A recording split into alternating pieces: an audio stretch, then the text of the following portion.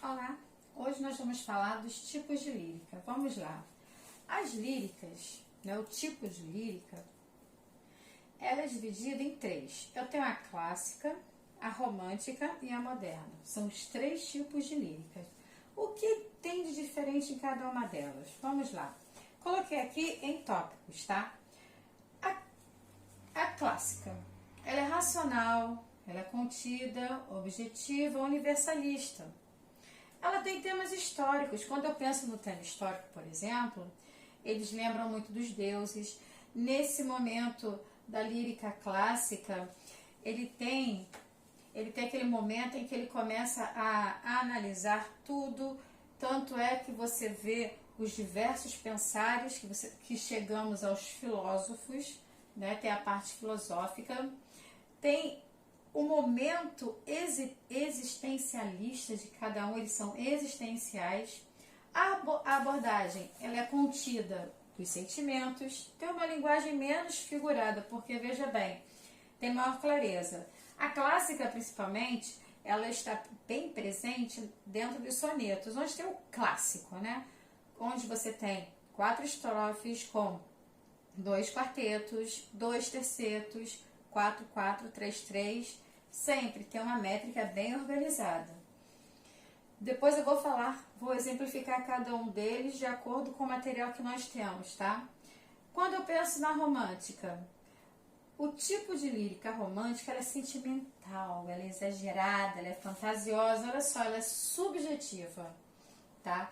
Porque aqui tem a forma de pensar de cada um, certo? De cada poeta. O eu lírico está presente, é o eu lírico que você tem que lembrar.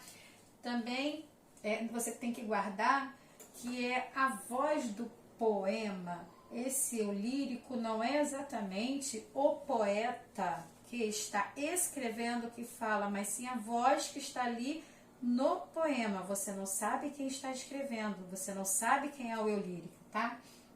Ele é individualista também.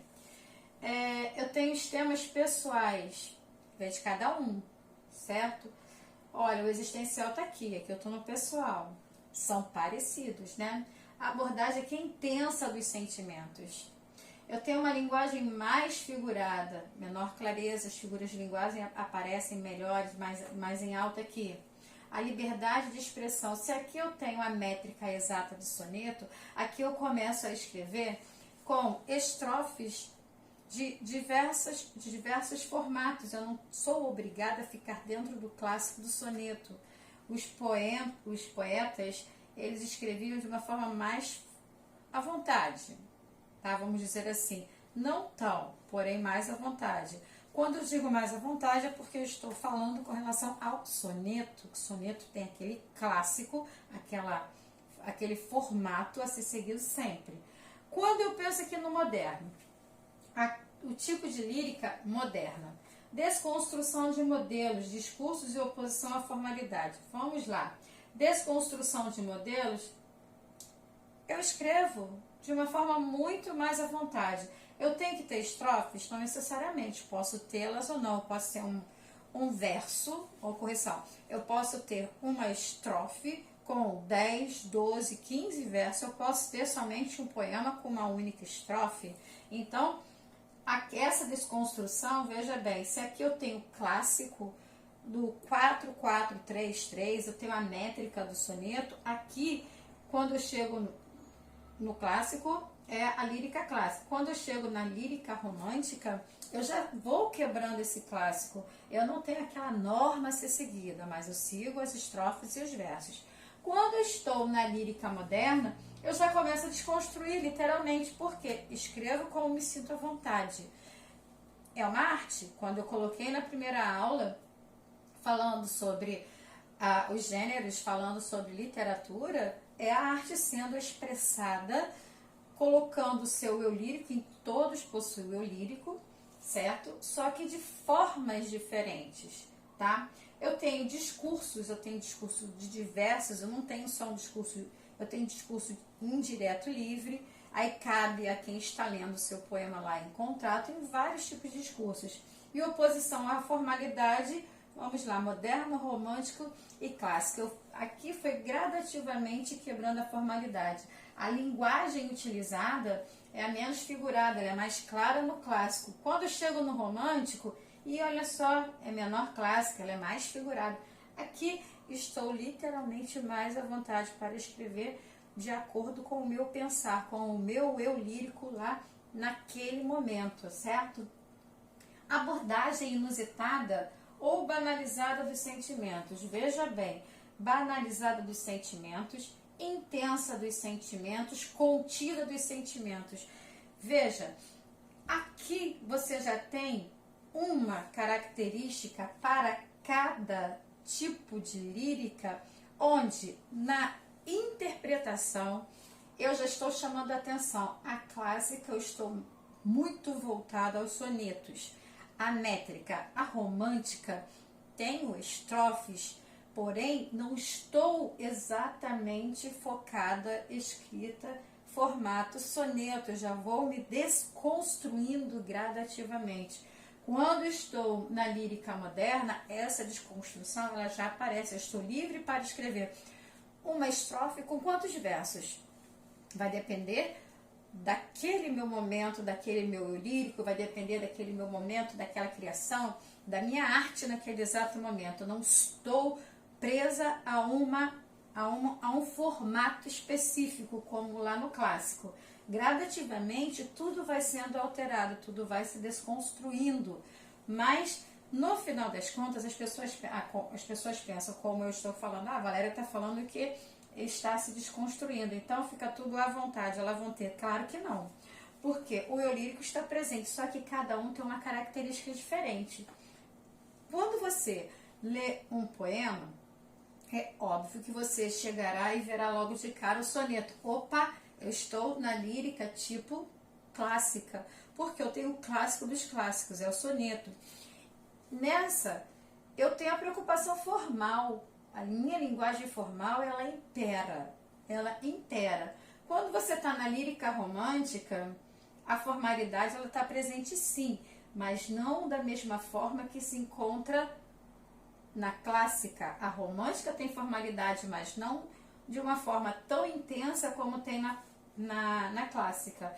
Quando você está na linguagem moderna, correção, no tipo de lírica moderna, veja bem, linguagem despojada, descompromissada. Você escreve sem compromisso algum com a formalidade, certo? Então veja, se vocês olharem bem esse quadro, ele tem, eu coloquei para vocês, o tipo de lírica é o tema, porém eu fiz as subdivisões em clássica, romântica e moderna, e eu estou chamando a atenção aos pontos principais de cada uma e o que uma contrapõe na outra. Mas para que você, eu agora estou na teoria, certo? Mas para que você possa entender melhor, será necessário que você leia o poema e interprete o poema. Entendido? Veja, quando eu penso no tema histórico, eu penso no filosófico, eu penso nos existenciais. Racional. Por que o racional? Contida porque ela coloca tudo que ela pensa, coloca. De que maneira? Ela é objetiva, ela não é subjetiva. Olha a diferença. Na clássica eu tenho objetiva, na romântica eu também tenho a subjetiva. Já tem oposição entre elas. Aqui ela é universal, porém na romântica ela já é individualista. Quando eu trabalho a abordagem dos sentimentos, olha, vamos contrapondo. A abordagem dos sentimentos na clássica é contida. A clássica ela é uma lírica contida, o que não acontece na romântica. Na romântica ela não é contida. Na romântica ela é intensa, os sentimentos são intensos. Veja a diferença. Assim como as minhas linguagens já são também diferentes, menos figurada, mais figurada, maior clareza, menor clareza. Interpretação, liberdade de expressão, preocupação com a formal, onde tem a formalidade, onde terá a língua portuguesa mais rebuscada. Na clássica, é claro. Na romântica tem rebuscado? Tem, mas não ao extremo como tem na clássica. E na moderna?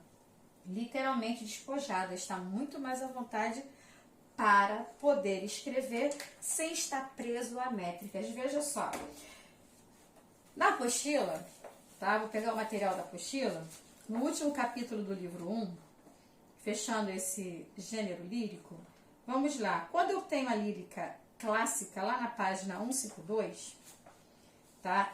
Aqui ele apresenta um poema no Cláudio Manuel da Costa. Veja só, estamos falando da lírica clássica Cláudio Manuel da Costa. Eu tenho a presença de um poema onde está aqui quarteto, quarteto, terceto, terceto. Então eu tenho a presença do soneto. Aí vamos tentar ver tudo que tem por aqui para podermos contrapor com os poemas existentes na apostila. Vou ler, vocês acompanhem na página 153, tá? Manuel da Costa, vamos lá. É um soneto que tem aqui, e olha lá o número, está em algarismos, vamos lá. Não vês, Lise, brincar esse menino com aquela vizinha? Estende o braço, deixa-a fugir, mas apertando o laço, a condena outra vez o seu destino? Nessa mesma figura eu imagino, tens minha liberdade, pois ao passo que cuido que estou livre do embaraço, então me prende mais meu desatino. Em um contínuo giro o pensamento, tanto a precipitar-me se encaminha, que não vejo onde pare o meu tormento. Mas fora menos mal esta ânsia minha, se me faltasse a mim o entendimento, como falta a razão a esta vizinha. Então veja só, a formalidade ela está presente. Eu tenho aqui a colocação da gramática da minha língua portuguesa o mais formal possível. Detalhe, está falando da vizinha, está falando do seu sentimento. Não feliz, brincar esse menino com aquela vizinha, estende o braço, deixa fugir, mas aperta o laço. A condena através do seu destino. Nessa mesma figura, eu imagino, tens minha liberdade, pois ao passo que cuido que estou livre do embaraço, então me prende mais meu desatino. Veja só, tem a parte existencial? Tem. A minha linguagem formal, a minha linguagem, ela é muito clara? Sim, eu não vejo uma palavra aqui que não seja de fácil compreensão e que você não perceba a preocupação dentro da formalidade. A abordagem contida dos sentimentos, com certeza, olha lá, em um contínuo giro o pensamento, tanto a precipitar-me se encaminha, que não vejo onde pare o meu tormento. Mas fora menos mal esta ânsia minha, se me faltasse a mim o entendimento, como falta a razão a esta vizinha. Então veja a parte existencial também sendo trabalhada. Entendido? Eu não vou passar muito do que está no material da apostila, porque eu já fiz aquele resumo no início da explicação da aula, tá? Como eu gosto de fazer, faço o resumo da aula, pego os pontos principais e vou trabalhando com vocês dentro de um texto. Agora eu vou trabalhar com a lírica romântica, né? O tipo de lírica romântica. O texto da lírica romântica está na página 154. Quando foi na clássica, eu trabalhei com Manuel da Costa. Foi isso, não foi? Ah, esqueci o nome, gente. Meu Deus, é muita coisa. É, Cláudio Manuel da Costa. Agora eu vou trabalhar com vocês um que gosto muito. E eu falei isso para vocês já em sala. Gosto muito desse autor, que é o Gregório de Matos. Gosto muito do Gregório. Vocês têm que lembrar também que a lírica ela também é dividida... Bem, o gênero lírico é dividido em lírico e satírico, né? A satírica é aquela que tem o deboche, certo? Tem a de escárnio, tem a de maldizer. E Gregório de Matos, ele era poderosíssimo nisso. Comentei também com vocês em sala de aula sobre Gregório de Matos. Até falei para vocês buscarem, não sei se lembram, sobre um poema específico. Não sei se vocês foram buscar. Comentei na sala de aula falando sobre, né? Até porque Gregório de Matos, ele tem toda uma história. Nessa história ele deixou de ser padre, não quis mais, abandonou, conheceu toda a igreja como era, ele discordou de tudo e passou a falar mal e ser perseguido, certo? Então, contei tudo isso para vocês na sala e mais um pouco. E Gregório aqui aparece com um poema que, veja, eu tenho a presença de uma estrofe com quarteto, a segunda estrofe tem um quarteto, e quando chega a minha última estrofe, eu tenho 6 versos, certo? Então, já saí do clássico, eu não tenho quarteto, terceiro. Comecei sim, com 2 quartetos, no entanto, o que poderia ser terceiro, foi unido em uma única estrofe. Já estou alterando a colocação aqui, certo? A minha forma já está diferente. Vamos ver a linguagem como fica aqui. Diz que a linguagem é menos figurada, maior clareza. Nós vimos que realmente no Cláudio Manuel da Costa estava bem mais fácil. Será que Gregório vai estar tão fácil quanto? Vamos lá. Ó, tu do meu amor fiel traslado. Não é traslado não, gente, é traslado mesmo, tá? Traslado. Mariposa entre as chamas consumidas. Pois se a força do ardor perdes a vida, a violência do fogo me há prostrado. Tu, diamante, o teu fim has encontrado. Essa flama girando apetecida, eu girando uma penha endurecida. No fogo que exalou, morro abrasado. Ambos de firmes anelando chamas. Tu a vida deixas, eu a morte imploro. Nas constâncias iguais nas chamas. Mas ai, que a indiferença entre nós choro, pois acabando tu ao fogo que amas, eu morro sem chegar à luz que adoro. Veja bem, eu tenho muita presença de linguagem figurada. Não tenho? Será que meu texto está claro? Sinceramente, vou dizer assim, para vocês e para que, assim, vocês se não leram ainda, mas para um iniciante, neste texto, a pessoa, creio eu, não terá a mesma facilidade que o texto clássico, da lírica clássica. Por quê? Aqui foi facilmente entendido o conteúdo que o autor queria passar, o eu lírico queria passar. Já na romântica, eu sou exagerada. Ela é exagerada, ela é sentimental, ela é fantasiosa, ela é subjetiva e individualista, certo? Tema totalmente pessoal. Veja bem aqui o que ele fala, ele tá bem.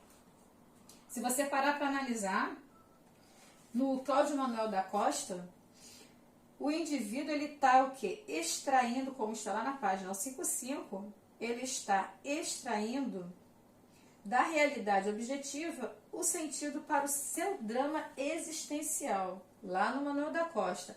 Porém, quando você está aqui no Gregório, fabuloso, gosto muito, quando você pensa no Gregório, ele já projeta o seu estado de espírito. Olha bem a diferença. Ele está projetando o seu estado de espírito na realidade e a subjetividade. Por quê? Ele não apresenta literalmente o que ele quer. Você tem que entender, você tem que interpretar o que ele pode estar pensando, ou o que o poema está falando, certo? E é pessoal. Como? Por quê? Ó, tu do meu amor fiel traslado. Mariposa entre as chamas consumida. Pois se a força do ardor perdes a vida, a violência do fogo me há prostrado. Tu, diamante, o teu fim has encontrado. Essa flama girando apetecida, eu girando uma penha endurecida, no fogo que exalou, morro abrasado. Veja bem o sentimentalismo dele estando presente no texto, a abordagem intensa dos sentimentos aqui presente no texto do Gregório. Ambos de firmes anelando chamas, tu a vidas deixas, eu a morte imploro. Nas constâncias iguais, iguais nas chamas, mas ai, que a diferença entre nós choro. Pois acabando tu ao fogo que amas, eu morro sem chegar à luz que adoro. Adorei, gosto demais. As figuras de linguagem estão brincando nesse texto. Vocês poderiam brincar de tentar encontrar quais são as figuras de linguagem que estão no texto do Gregório de Matos. É um bom treino, tá? A liberdade de expressão está presente? Sim, ele fala como ele quer. Não está mais preocupado com forma alguma. Tá vendo só a relação entre os dois? Aí veja, quando você chega no tipo de lírica moderna, desconstrução de modelos que eu coloquei, né? Abordagem inusitada ou banalizada dos sentimentos. Banalizada dos sentimentos. Vejam como foi sendo alterado. Linguagem despojada. Aí vocês vão lá para a página 155 e verão no poema do CDA, que é Carlos Drummond de Andrade, A Bruxa. Veja bem, quando vocês abrirem lá, vocês verão, olha a diferença que há no poema. O formato, eu tenho quarteto, depois eu tenho, vamos lá, o primeiro eu tenho 4 versos, o segundo eu tenho 6. A segunda estrofe eu tenho 6 versos. Na minha terceira estrofe eu tenho 3, 6, 9, eu tenho 10 versos. Depois eu tenho e assim vai, certo? Então, veja, eu não tenho preocupação com forma nenhuma. Eu não tenho a preocupação com a quantidade de versos que haverá em cada estrofe. Eu estou livre, escrevo como eu quero. Aqui eu coloquei clareza. Aqui eu coloquei menor clareza.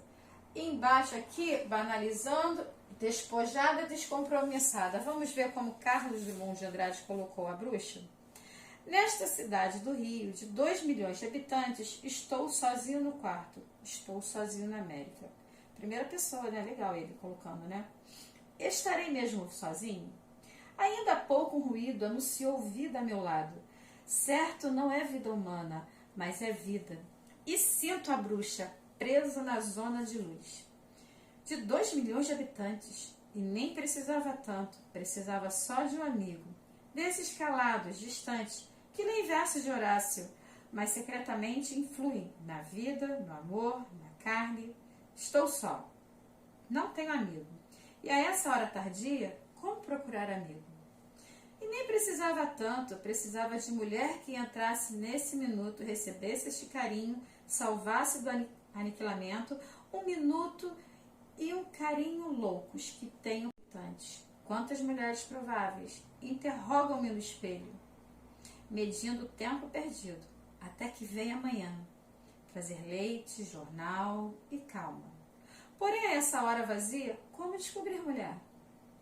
Esta cidade do Rio, tenho tanta palavra meiga, conheço vozes de bichos, sei os beijos mais violentos. Viajei, briguei, aprendi.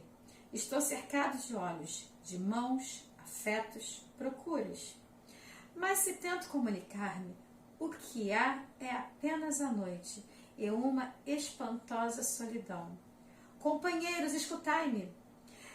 Essa presença agitada, querendo romper a noite, não é simplesmente a bruxa. É antes a confidência exalando-se de um homem. Vejam só. Como é simples a linguagem dele. Descompromissada totalmente. Desconstrução de modelos, sim.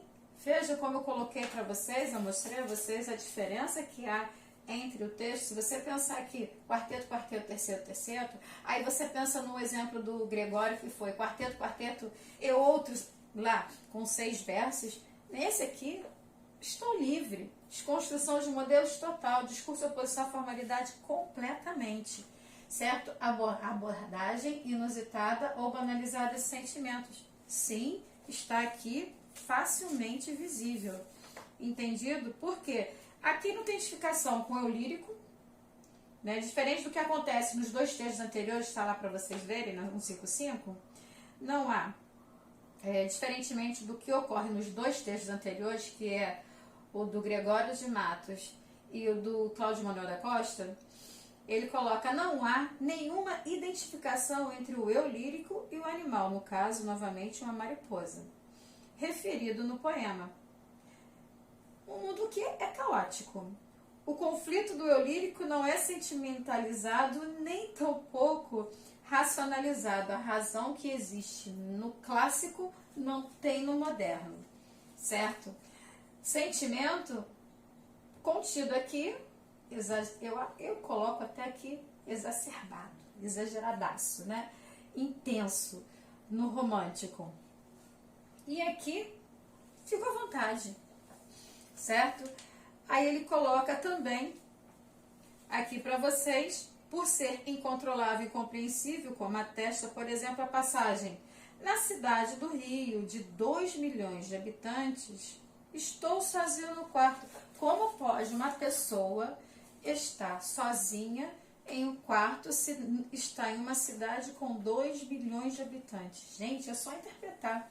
Agora, quando cair para vocês numa prova e nos exercícios de PH, no Enem também, se vocês entenderam o passo a passo do que eu fiz aqui no início e depois desmembrando com os textos, eu acho que não tem dificuldade.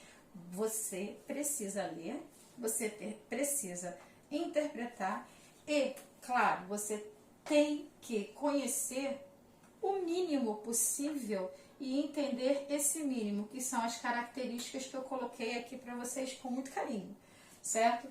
Eu espero que vocês tenham entendido. Fechado o capítulo 6, gênero lírico, dividi em 3 aulas.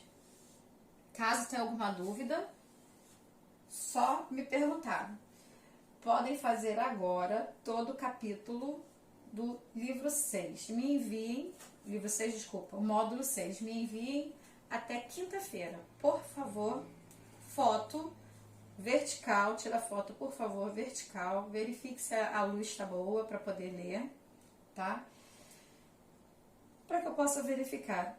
Façam tudo agora. Agora vocês podem fazer toda a apostila módulo 6 e a apostila fechada. Peço que, tem dúvida, pontua, por favor, o que você não entendeu, para que eu possa tirar a dúvida da turma. Eu preciso fazer as aulas com a correção.